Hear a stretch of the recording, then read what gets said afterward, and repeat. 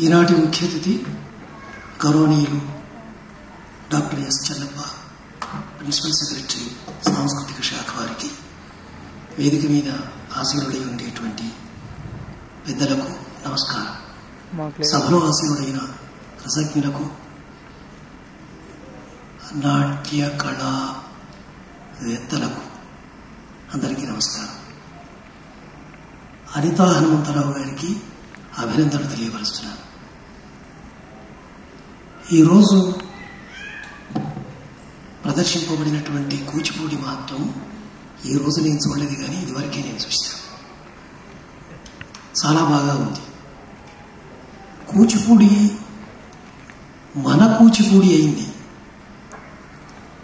అందుచేత ఈ ప్రారంభం నుంచి ఇప్పటి వరకు వచ్చినటువంటి దశలని, ఆయా కాలాల్లో వస్తున్నటువంటి పరిణామాలను దృష్టిలో ఉంచుకొని ఈ రకంగా ఒక ప్రదర్శన యోగ్యమైనటువంటి రచన చేయాలి అనేటువంటి భావన కలగడం, తదనుగుణంగా తీర్చిదిద్ది ప్రదర్శింపజేయడం, అలంకరించినటువంటి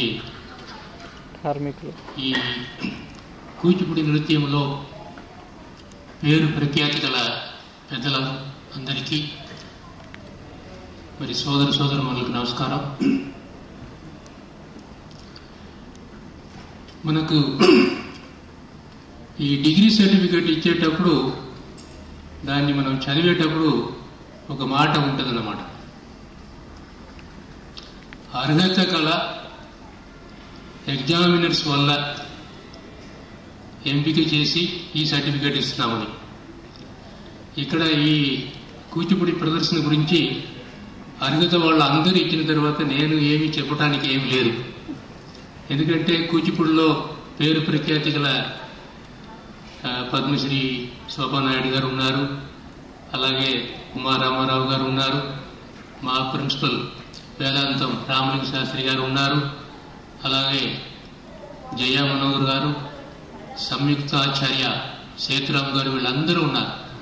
వీళ్ళందరూ కలిసి ఈ ప్రయోగం చాలా మంచిగా ఉంది అని చెప్పిన తర్వాత నేను దీని గురించి చెప్పడానికి ఏం లేదు. అయితే ఒకటి రెండు ఆబ్జర్వేషన్ మాత్రం చెప్పాలనుకున్నాను.